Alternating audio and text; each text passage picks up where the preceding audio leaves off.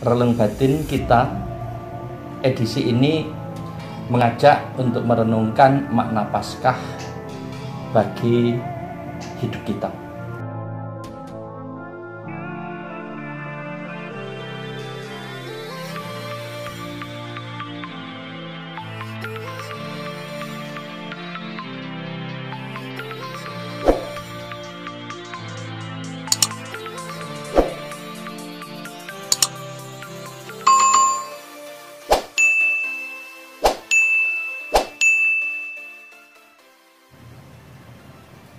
Paskah sebagai perayaan yang dirayakan dalam liturgi, maka akan kita lewati.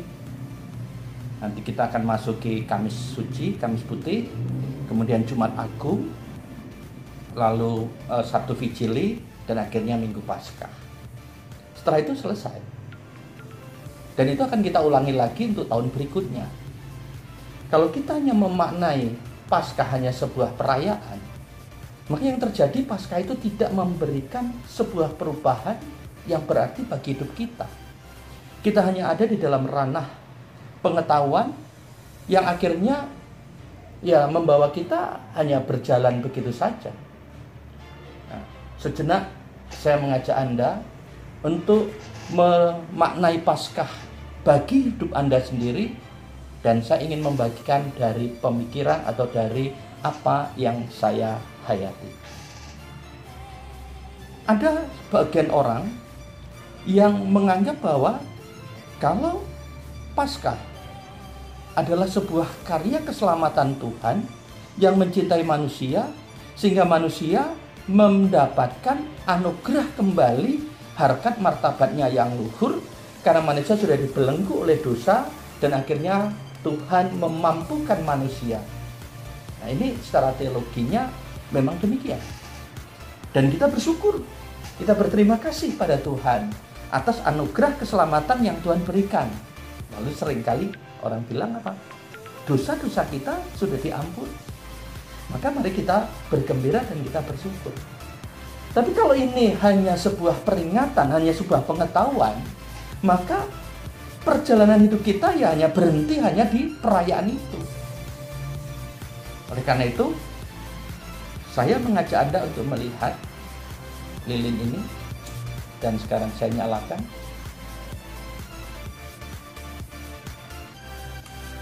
Dan kalau saya ditanya, apa makna Paskah bagi hidup saya? Maka saya seringkali dibantu ataupun diperdalam dengan lilin yang menyala. Karena itu nanti pada Sabtu Vigili akan ada perupacara penyalaan lilin Paskah. Nyalanya api dalam lilin ini disebabkan oleh lumernya batang lilin. Maka bagi saya, Paskah adalah tanda kemenangan di mana nyala api ini memberikan penerangan bagi kegelapan, sehingga tidak ada lagi kegelapan karena adanya terang. Tetapi untuk bisa terang itu tetap menyala, harus ada pengorbanan. Dan pengorbanan itulah yang saya maknai sebagai kasih setia Tuhan dalam diri Yesus Kristus yang rela mengorbankan diri untuk tetap menyala.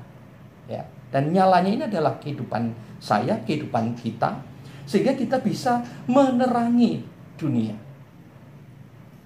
Maka tanpa adanya pengorbanan dari Kristus, nyala kita tidak akan pernah bisa terwujud.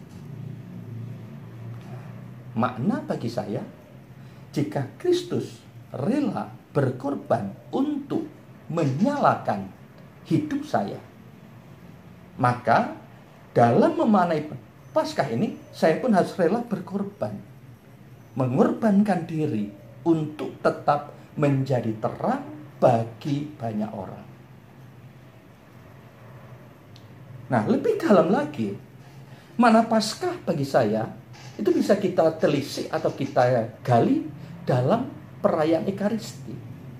Di mana dalam perayaan Ekaristi itu terutama pada konsekrasi, dan saya mengajak Anda, mengundang Anda, nanti kalau setiap kali Anda mengikuti perayaan Ekaristi, selalu ingatlah apa yang dikatakan Yesus dalam konsekrasi. bahwa Yesus mengambil roti, mengucap syukur, memecah-mecah roti itu, lalu membagikannya kepada para murid. Sekali lagi, mengambil. Makna dari mengambil roti, ini adalah suatu gambaran bahwa saya menjadi orang Katolik itu sudah diambil oleh Tuhan. Diambil bisa kita pahami sebagai dipilih. Maka menjadi orang Kristiani itu adalah orang yang dipilih. Dipilih oleh Tuhan. Hanya sayangnya dalam perspektif kehidupan manusia, seringkali kalau ada orang yang dipilih, dianggap adalah orang yang diistimewakan. Karena dia diistimewakan, maka dipisahkan dia dari yang lainnya. Padahal maksud kata dipilih di sini, artinya orang itu dimampukan, diberdayakan, atau dari ketidaklayakannya dia dilayakkan.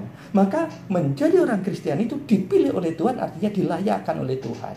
Mengingat kegelapan kehidupan telah menguasai kehidupan kita sebagai manusia akibat dosa. Banyak kesalahan-kesalahan yang telah kita lakukan. Banyak kejahatan-kejahatan yang telah kita buat. Nah, kejahatan-kejahatan yang telah kita buat itulah yang menjadikan kita tidak layak. Tetapi dalam Paskah yang kita terima melalui pembaptisan, maka kita dilayakkan oleh Tuhan, dipilih oleh Tuhan untuk diangkat kembali menjadi anak Allah, ditingkatkan kembali, dikembalikan harkat martabat kemanusiaan kita yang luhur sebagai citra Tuhan. Oleh karena itu, kita harus menyadari bahwa kita itu dipilih. Karena dipilih, kita sudah dipersatukan oleh Tuhan, dan karena dipersatukan oleh Tuhan, layak. Yang kedua, mengucap syukur. Menjadi orang Kristiani, untuk memenai Paskah kita harus selalu bersyukur. Bersyukur atas hidup kita, bersyukur atas segala hal yang boleh kita alami dan kita terima. Karena sebetulnya semuanya betul-betul adalah anugerah dari Tuhan. Semuanya pemberian dari Tuhan. Layak kita bersyukur. Mensyukuri atas hidup. Betapa bahagianya kalau kita bisa bersyukur atas hidup ini. Apalagi kita sudah menerima berkat dan anugerah karena kita dipilih oleh Tuhan. Coba Anda bayangkan, kalau Anda dalam sebuah kesulitan, dan dari diri Anda sendiri Anda tidak mampu untuk membebaskannya. Misalnya Anda mengendarai motor, lalu motor itu mogok di jalan, dan Anda tidak bisa untuk menghidupkan kembali. Lalu Anda tahu bahwa maka motornya harus Anda dorong, dan dorongnya akan jauh. Maka akan kelelahan akan terjadi, apalagi waktu sudah semakin gelap. Lalu datang orang yang tidak kita kenal misalnya, lalu dia menolong, dalam waktu singkat motor itu bisa berjalan dan Anda akhirnya bisa mengendarinya lagi. Maka yang muncul ada rasa terima kasih yang besar.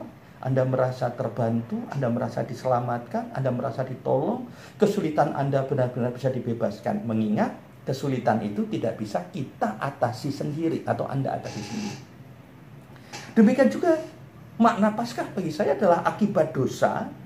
Saya tidak lagi mampu untuk mengembalikan citra saya sebagai manusia yang luhur, karena dosa itu sudah membelenggu. Kita sudah dikuasai oleh kegelapan. Kita sudah dikuasai oleh kekuatan jahat.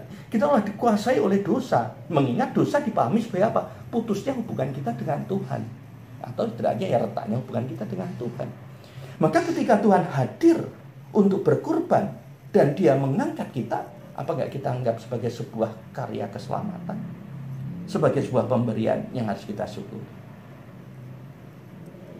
Nah, kalau kita bisa bersyukur bahwa kita itu dicintai, bahwa kita itu disayangi, bahwa kita itu senantiasa dijaga dan dibimbing oleh Tuhan, maka rasa syukur inilah yang membuat kita senantiasa tahu bahwa rencana Tuhan itu yang terbaik, kehendak Tuhan itu yang terbaik, dan apa yang Tuhan rencanakan hidup kita adalah baik. Tetapi jangan selalu beranggapan bahwa kalau kita sudah menyatu dengan Tuhan, lalu dipilih Tuhan, maka kita dibebaskan dari kesulitan. Tetapi kita diingatkan kembali bahwa kita tuh masih hidup di dunia. Kita masih menjadi makhluk yang berziarah. Dalam konteks perziarahan itulah maka kita diutus. Dalam konteks perziarahan itu kita harus mengalami pergumulan hidup perziarahan. Maka ada tantangan, kesulitan-kesulitan dalam kehidupan. Itu harus tetap kita lewati. Karena itu maka dipecah Roti itu dipecah, artinya roti itu menderita, ada kesulitan, ada tantangan. Dalam kehidupan ini kita harus bersiap untuk menerima dipecah itu. Siap untuk menerima kesulitan-kesulitan kehidupan kita. Dan dengan menerima kesulitan itulah kita akan tetap memperlihatkan kualitas hidup kita. Apakah tetap Tuhan menjadi pegangan hidup kita, atau kita semakin menjauh dari Tuhan. Dan akhirnya kualitas itulah yang menandakan bahwa kita siap untuk menjadi pewarta, menjadi saksi. Maka kita dibagikan, kita dihadirkan di hadapan semua orang. Bisakah nilai-nilai Kristiani, nilai-nilai Kristus yang hidup dalam diri kita itu memancar, dilihat orang, bahwa yang ada dalam diri kita adalah kebaikan. Oleh karena itu, layak kita merenungkan. Semestinya menjadi orang Katolik itu adalah pribadi yang punya hati, pribadi yang punya kepedulian, pribadi yang mengerti kebaikan, pribadi yang tidak mungkin mendendam, pribadi yang tidak ada rasa kebencian kepada orang lain. Itu semestinya. Tapi senyatanya, apakah kita betul-betul dibebaskan dari kebencian? Atau kita menjadi egois? Sehingga antara yang semestinya berbeda jauh dengan senyatanya yang kita jalani. Karena itu mana Paskah adalah mengubah sikap hidup kita, mengubah pola hidup kita, mengubah cara diri kita dari yang senyatanya jauh dari kebenaran-kebenaran menuju pada kesemestinya yang harus kita hidupi sebagai milik Kristus. Selamat Paskah, Tuhan memberkati.